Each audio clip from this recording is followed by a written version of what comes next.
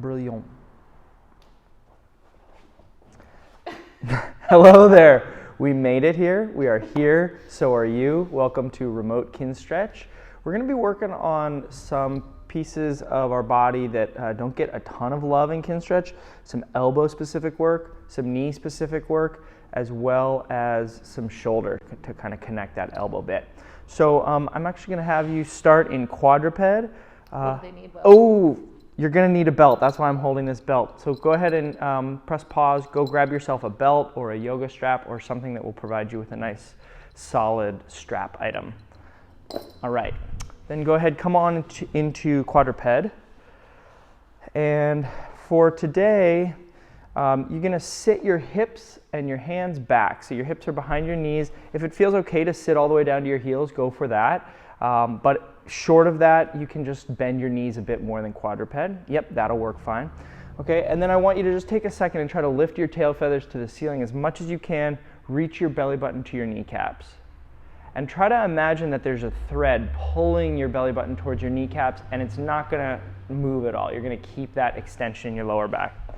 Now we're going to try to articulate just your upper back. So let's start with the neck, pulling the chin into the chest, rounding the back of your neck, and then start rounding your upper back, trying to stretch the area between your shoulder blades, but really feeling that from the change in shape of your spine and not just the slide of your shoulder blades. And you're going to keep rounding your spine until you feel like you're fighting with that imaginary string that's holding your belly button in place. And then pause there and start from the bottom of your spine. Start trying to reach your spine forward, right above your belly button, right at the bottom of your sternum, right at the midpoint of your sternum, trying to stretch that sternum bone, and then finally stretching the whole front of your neck. Okay, we're going to do a few more reps, and I'm just going to add in one other piece for you to keep in mind. Before you start rounding your spine, push the floor away hard, like your hands are super glued to the floor and you're pushing the mat away, and use that tension to get a little bit more flexion out of your neck, upper back, mid back. Keep breathing as you go, but taking care to keep that tension. And then when you feel like you're competing with that string holding your belly button in place, pause, pull the floor with those super glued palms, and then use that to articulate a little bit more extension shape in your spine. Great. Nice. Keep going at your own pace. We're going to demonstrate one more rep here, but if you're moving a little faster or a little slower, you can just keep moving through that neck and upper back articulation, pushing the floor away to help you get maximum flexion in your spine.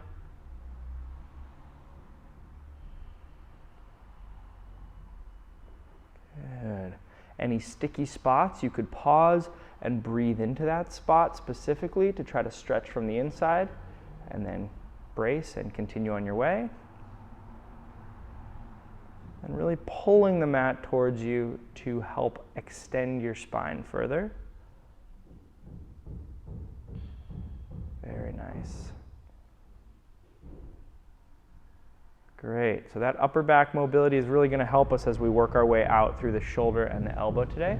Go ahead, relax that. Come up to standing. Time out.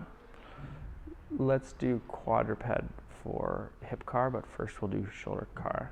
Okay? So we'll just edit out, and then I'm going to start with shoulder car. Okay, so come up to tall kneeling, or standing works as well. Reach your right arm out in front of you, cut across, and we're going to work a 1-minute set of shoulder cars. So start sweeping your arm up, trying to sweep right across your cheek. When you hit end range flexion, start to roll your bicep to reach behind you. Nice job, Hannah. Good. And just waking up all of the muscles around your shoulder girdle as you reach all the way back into extension. Rotate from there and start reaching all the way back behind your ear as you continue that rotation of your bicep. There we go. Good. We got time for another rep. trying to really feel that your elbow is straight. So try to zoom in on the sensation of your elbow right now. We're going to really work quite a bit on the elbow. So trying to feel how that is part of this shoulder car. And really every shoulder car that we do, the elbow is going to be involved.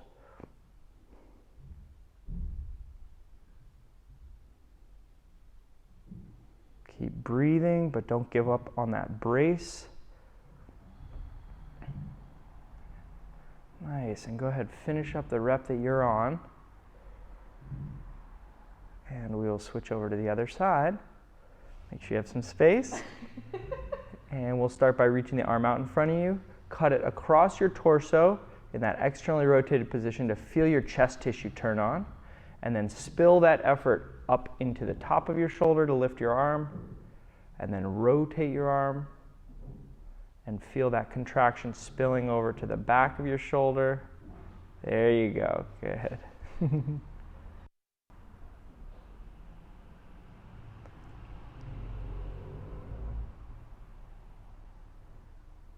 Keeping your shirt logo square ahead, even as you reach for your largest range of motion behind you.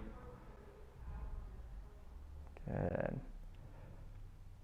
And let's start up a second rep, keeping those ribs firmly planted in place as you reach through your largest circle you can find with that arm. Really contracting to reach a little further behind you. Might get some snaps and cracks. And as you make your way back out of this car, try to feel how the muscles that are contracting around your shoulder are actually connecting to your spinal column. So you're relying on your spine to provide a stable base from which to reach your arm.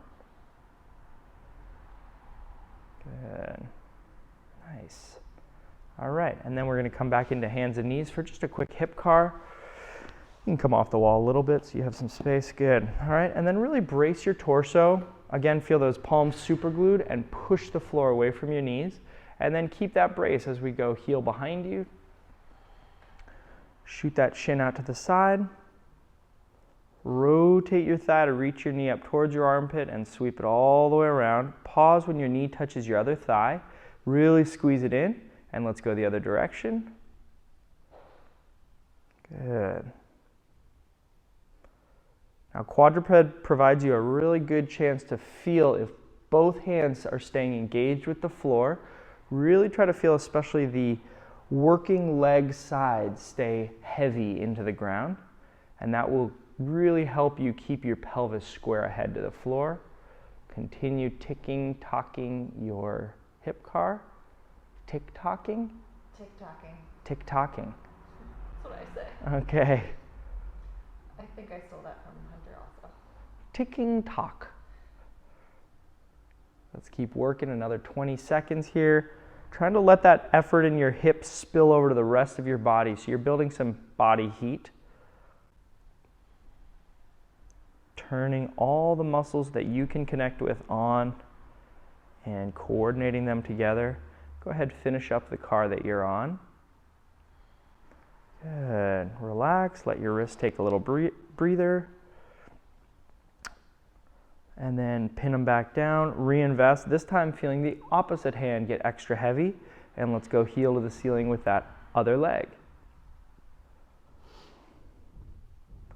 Hannah says to me that she's wearing her fancy socks today. The ones with the holes in them. So just know that's special for you. I don't know, I have no problem with holes in socks. So long as they continue to keep my feet warm. Good. Keep tick-tocking that hip car back and forth. Each rep trying to reach a little bit further into the range that's available at your hip. Keep in mind, any point that you feel some discomfort as you close the angle, you're going to want to stay away from that range of motion. So as Hannah starts another rep, we can indicate that. As her heel goes to the ceiling, if she felt discomfort in the glute or hamstring, that would be closing angle in that position. As she reaches the knee out to the side, pain on the side of the hip would be the closing angle. And finally, as the knee goes towards the stomach, if there's pain in that hip crease, you'd need to avoid that as well.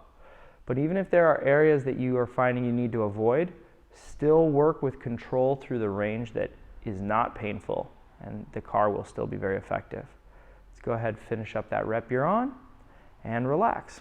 Okay, now we're going to work from tall kneeling, but you could also work from standing if tall kneeling doesn't feel good, and we're going to start working on those elbows a little bit. So I'm just going to have Hannah face the camera to start, and just make an L with your elbow, palm right out in front of you, and place your other hand right on the bony piece on the inside of your elbow, and maybe the bony part on the outside of your elbow as well, okay? So the goal here is that you're trying to feel the motion of your forearm without translating any of that motion up into your bicep. When you hold onto those bones of your upper arm, that's what you're feeling there, is your upper arm bones. So you can keep those still as you start to explore the gentle capsule rotation of your elbow joint. Let's just work 30 seconds here, trying to wring out the contraction in both directions. Feeling that even while the upper arm doesn't move, that's the compartment where the tissue that is actually turning your forearm, that's where that tissue is. So you should feel some effort happening in your biceps and the various tissues that rotate your elbow. Good. Last 10 seconds, really finding complete stops.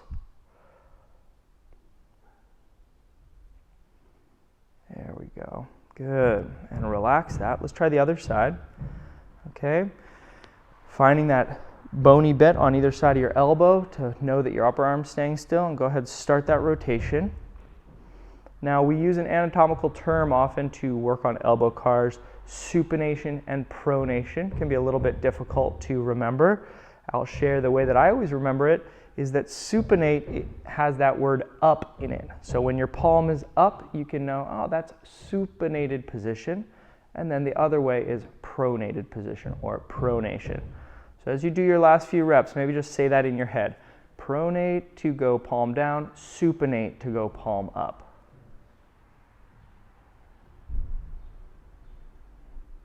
There we go. And relax. Okay, now we're going to do elbow car, full elbow car, but from a little different position than normal. So I'm going to have Hannah go straight out to the side. I'm calling this the gun show position for elbow cars. You'll see why. And just take a moment and try to feel that your wrist is at the same height as your shoulder. Reach that arm back to really open your chest up, and then externally rotate your bicep as much as you can. So right now your forearm or your elbow is supinated, your upper arm is externally rotated, and the rest of your body is really braced to stay still, okay? Now keeping that supination, start to bend your elbow, again fighting to keep that upper arm still. So it's not moving at all. Good. Really pull that wrist into your shoulder, and then pronate your forearm, and keep feeling pronation as you start to straighten your arm out. Good. And we're going to actually stay in pronation here.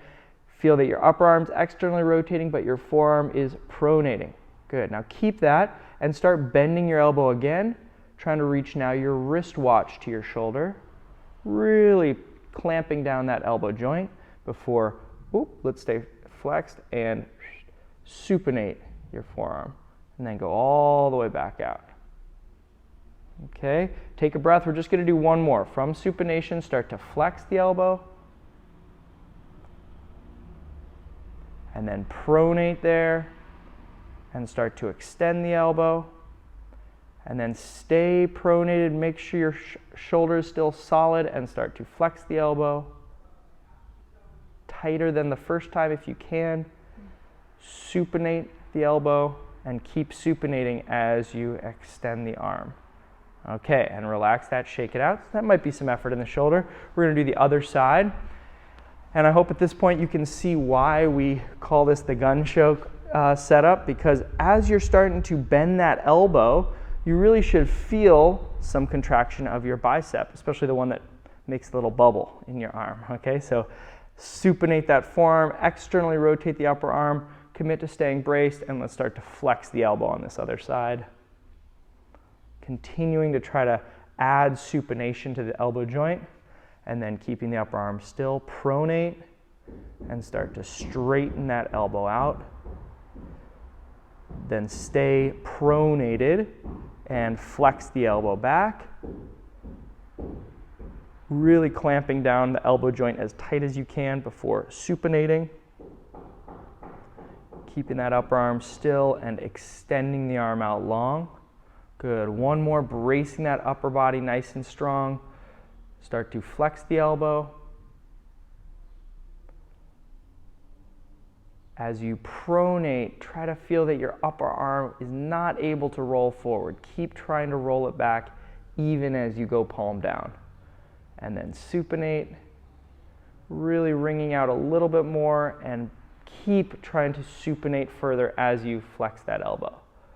Good. And we will pronate to go away. All right. And we will leave it there. Okay, so shake it out just a bit. So that should get you tuned into the rotation of your elbow. Now we're going to work on isometric for your bicep. This is an area that can get really tight and it's difficult to work in length. So I'm going to have Hannah turn around so we can do that first side. Sorry. Yep. And you're going to, again, supinate your elbow joint. Externally rotate the upper arm, so you're really rolling back. And then just make a fist and walk yourself right into the wall. Good. And once you're there, you might be able to eke out a bit more supination and external rotation. So you're really trying to roll your whole arm backwards behind you. And then from there, just lean a little bit into that fist, into the wall, so that you're really pinning it down. And use that to bias a little stretch in your chest and maybe into your bicep, especially bicep tendon area. Just take a moment to feel for that stretch. Okay? Now, to help you zone in on this stretch further, we're just going to do a little neck motion, which moves our spine around. So I'm going to have you start by just rotating away from that stretched arm, really trying to look as far behind the opposite shoulder as you can, and then back forward. And let's just try that for 15 seconds. Going slow and really searching out any juicy stretch feelings that you can find.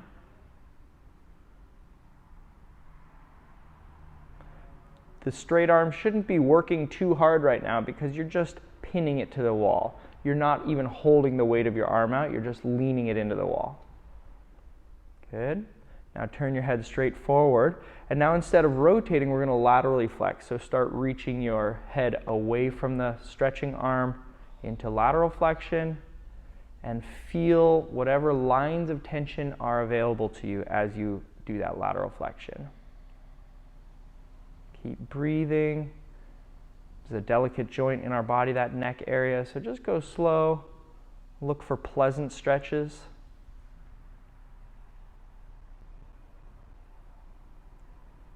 Okay. And then bring your head upright. All right, now we're going to bias that little bit of stretch in the chest just a little further, so see if you can't turn your sternum away from the arm. All right, and then make your fist a bit heavier into the wall. And from here, imagine that we've just super glued your fist to the wall, and we're going to start trying to contract your bicep, which would result in lifting the hand up, except that your hand is going to be super glued. Okay, so start gently trying to do that motion. Watch out for your elbow trying to drop. Hannah, go ahead and show me what we don't want. Okay, we don't want that. We want the feeling of bringing the hand up this way to put tension and force into this area of your body. Okay, so as you start to lock onto that, let's ramp it up to 20%, 30%, and we're going to just hold it right there at 30%. Trying to lift the wall up with your super glued knuckles. 5, 4, 3, 2, and 1. Relax. Good. Okay, let's go ahead and rest this side and do the other side. You're going to turn on around.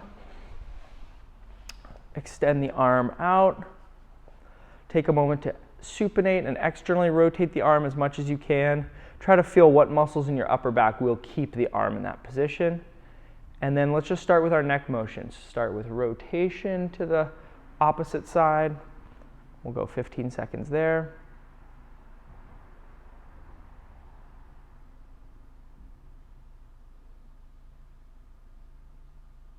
Good. Good. Finding a little complete stop each time you complete your rotation. And then square your head up and start with some lateral flexion. Reaching your ear away from that stretching arm and finding a complete stop at a pleasant stretch point.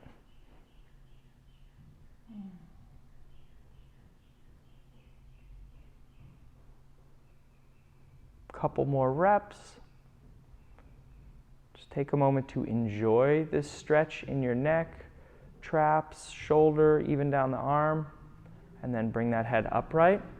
Okay, and then let's bias a little stretch by turning the chest slightly away from the wall. Keep in mind, you're hunting for your line of tension, so it might be a little bit different than Hannah's setup here.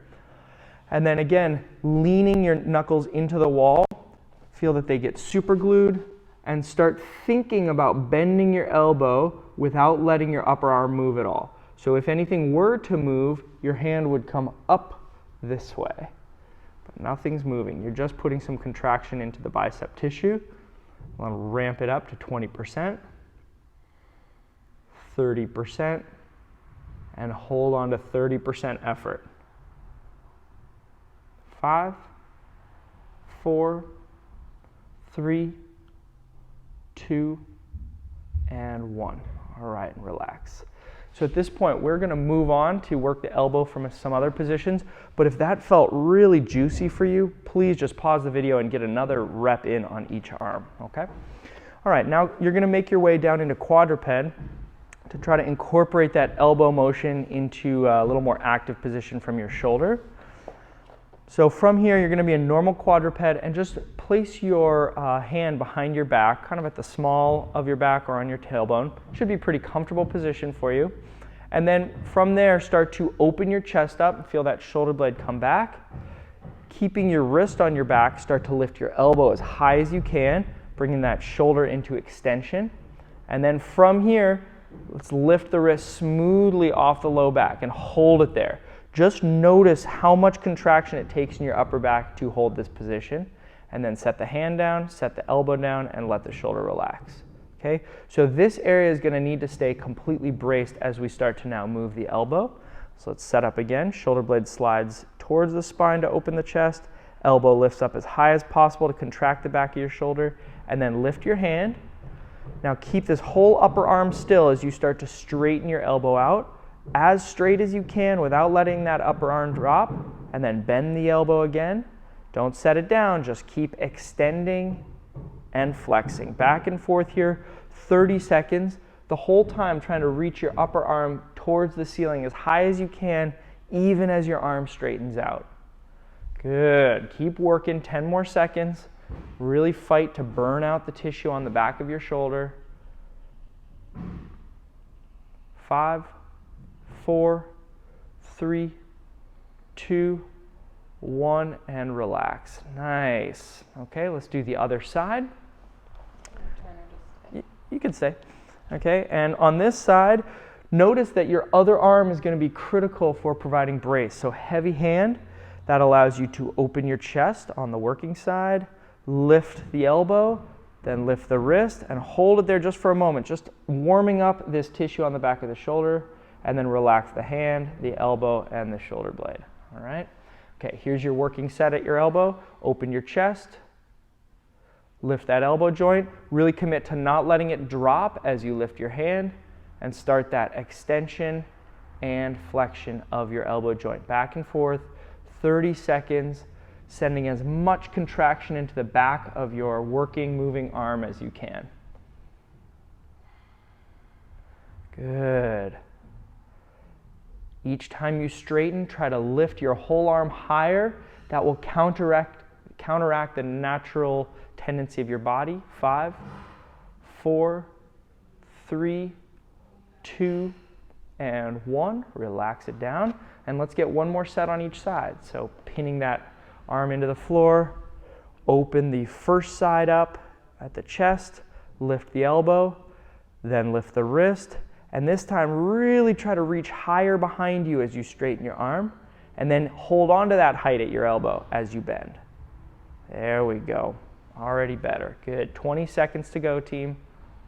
Trying to reach further back behind your tailbone, limiting any motion that you're noticing in your chest or shoulder. 5, 4, 3, 2, and 1. Relax. Great. And last set. Take a moment to really actively open your chest, lift your elbow, commit to keeping that, and then lift your wrist. Here we go. 30 seconds. Extension and flexion of the elbow joint. Good. Remember to keep reaching higher behind you as you straighten, and then hold on to that height as you bend. Good. Past the halfway point.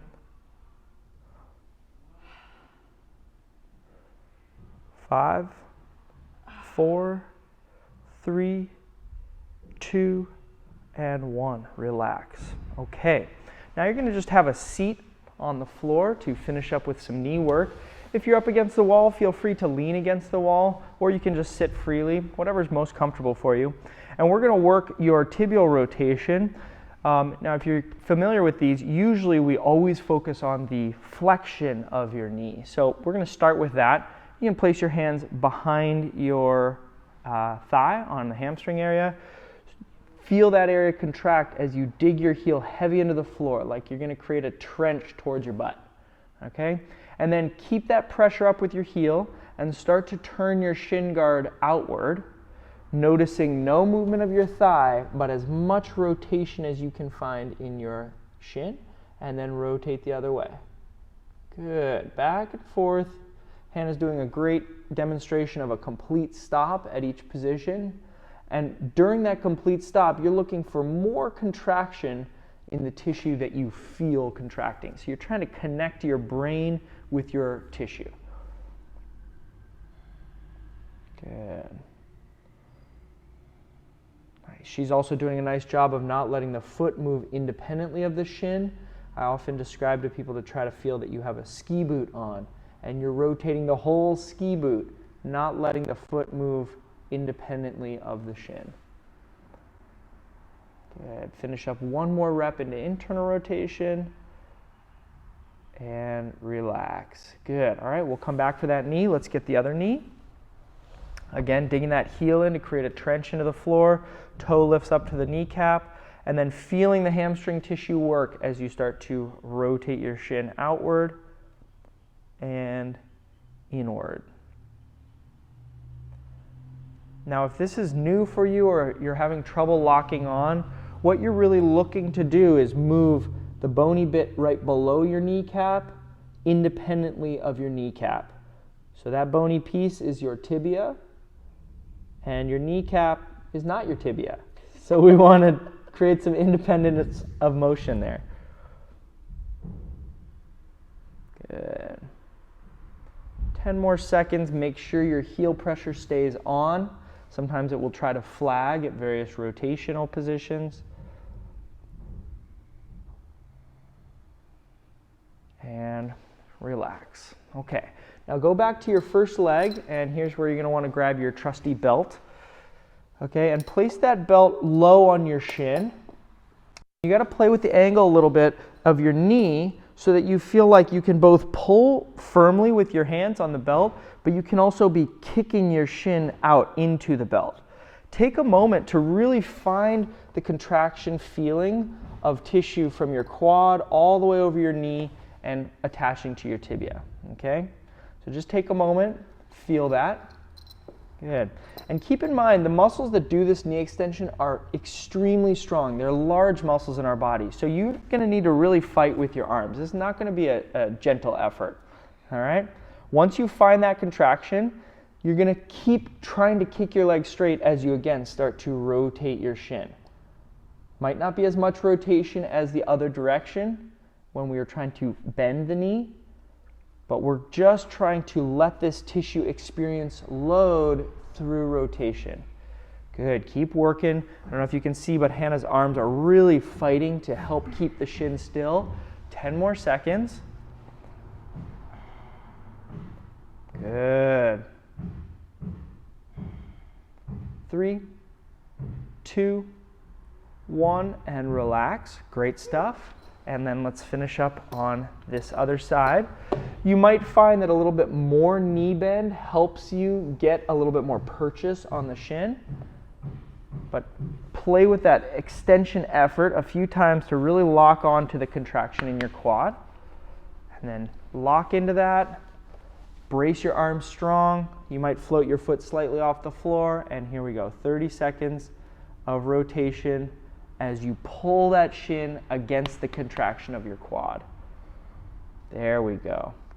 Good. It's sliding.